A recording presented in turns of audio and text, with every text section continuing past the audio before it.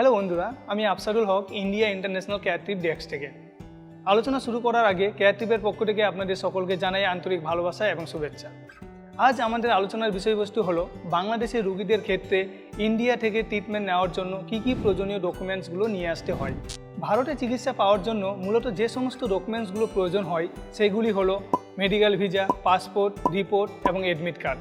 সাধারণত ভারতে চিকিৎসা পাওয়ার জন্য আপনার পাসপোর্ট এবং ভিসার প্রয়োজন হয়। ভারতীয় মেডিকেল ভিসা পাওয়ার জন্য আপনাকে আপনার মেডিকেল রিপোর্ট এবং পাসপোর্ট মেডিকেল ভিসা অফিসে সাবমিট করতে হবে।